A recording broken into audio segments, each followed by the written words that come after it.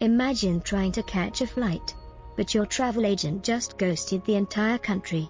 The airport is surrounded by heavily armed guys in pickup trucks, and your boarding pass is a literal fight for your life in an open sewage canal. Welcome to the most stressful summer vacation in history. If you thought your Wi-Fi going down was a tragedy, grab a snack and buckle up, because today we are diving into a movie that will give you second-hand PTSD. We are talking about 13 days of pure, unadulterated chaos where the line between living and getting permanently deleted is thinner than my patience for unskippable ads. Let's get into it. We kick things off in August of a certain chaotic year. The US military, after hanging around for 2 decades, decides to pull the ultimate Irish goodbye. They just pack up and bounce, leaving behind a power vacuum so massive it could suck up a black hole. Naturally, the bearded truck enthusiasts, let's call them the new management, decide to speedrun capturing the capital. They roll into the city faster than your ex, moving on, taking over the presidential palace and laying down their own hardcore server rules. The entire city is in absolute panic mode. Everyone is trying to log out of the country, creating the biggest, most desperate traffic jam in human history. Enter our main character. Let's call him Captain Stress. He's the head of security for the French embassy, an elite operator whose face permanently looks like he's trying to solve a calculus problem while holding in a sneeze. His mission sounds simple on paper: pack up the ambassador, a nerdy but surprisingly chill guy will call the VIP along with all the expats and local staff, and escort them to the airport to fly home. But reality hits them with a massive L. Captain Stress orders his team to burn all the classified documents and smash the hard drives like they're trying to hide their browser history from their parents. They load everyone into armored buses and start the road trip from hell. A 2-mile drive takes hours because the streets are gridlocked, and they have to pass through checkpoints manned by the new management. These guys are holding axe, looking absolutely menacing, just waiting for a reason to send someone to the lobby. Captain Stress has to activate his ultimate diplomatic riz. He talks his way through the checkpoints, balancing on a razor's edge where one wrong word means their whole squad gets cooked. Miraculously, they make it to the airport gates. But plot twist, getting inside is where the real nightmare begins. The airport is less of a travel hub and more of a dystopian survival game. Captain Stress and his squad set up their extraction point at a side entrance notoriously known as Abbey Gate. Why is it so infamous?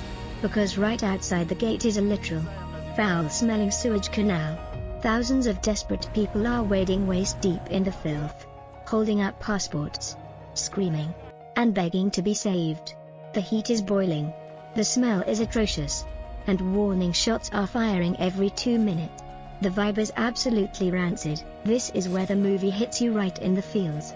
Captain Stress and his elite squad have to stand on top of the concrete walls, shining flashlights into the sea of human misery, playing the most traumatic game of Where's Waldo ever invented.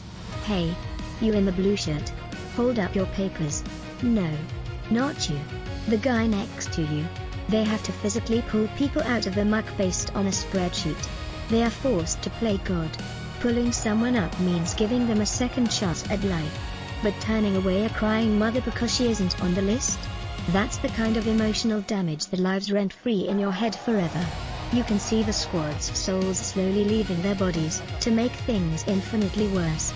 The higher-ups back in Paris are sitting in their air-conditioned, zero-stress offices, calling the squad on satellite phones and micromanaging them like toxic middle managers.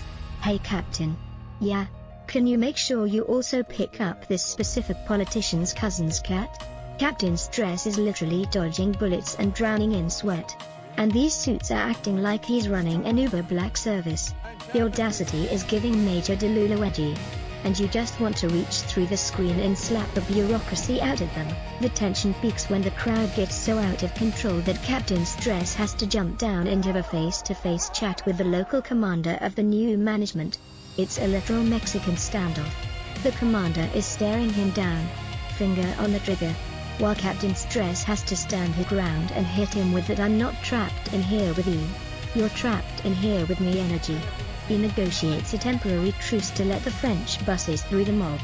It's an absolute masterclass in keeping your cool when your pants are metaphorically on fire. Huge W for our guy, but the universe isn't done playing with them. Intel drops that a rival, even more extreme faction, let's call them the Chaos Cult, is planning suicide bombing right at the gates. The timeline shrinks. The squad has been awake for 13 days straight. They are surviving on stale crackers, warm water, and pure, unfiltered adrenaline. They look like the Walking Dead. They are frantically pulling the last few approved refugees over the walls when the unthinkable happens. Boom. A massive explosion rocks Abbey Gate. The screen shakes. The sound design goes terrifyingly muffled. And the aftermath is pure horror. Thankfully, our squad had pulled back just behind the blast radius thanks to a last-minute warning. But they witnessed the absolute carnage firsthand. It's a brutal, sobering moment that strips away any Hollywood action movie glamour. This is raw, ugly reality. The movie wraps up with the final military cargo plane rolling down tarmac. Captain Stress and his surviving squad are slumped on the metal floor of the aircraft. They are covered in dirt, sewage, and exhaustion. They look around at the hundreds of refugees sleeping on top of each other. Safe at last. They pulled off an impossible carry. But there is no cheering, no high fives, no epic victory music. There is only the heavy, deafening silence of survivors' guilt. They saved whoever they could, but the memory of those left behind in the canal will haunt them forever. Captain Stress finally closes his eyes, getting his first sleep in almost 2 weeks as the plane leaves the hellscape behind. Alright, fam. This movie is a heavy carry. It's not your typical run-and-gun flick, it's a massive reality check that makes you appreciate the fact that your biggest daily struggle is your phone battery dying. Captain Stress and his team proved they are absolute top-tier legends. What would you do in that situation? Would you have the mental fortitude to stand on that wall? Or would you completely fold? Drop your thoughts in the comments below. If this recap kept you hooked, do me a solid, smash that like button. Subscribe to the channel for more unhinged movie breakdowns. And hit the bell so you never miss an upload. Go touch some grass. Appreciate your life. And I'll see you in the next one. Peace. Your friend is over there.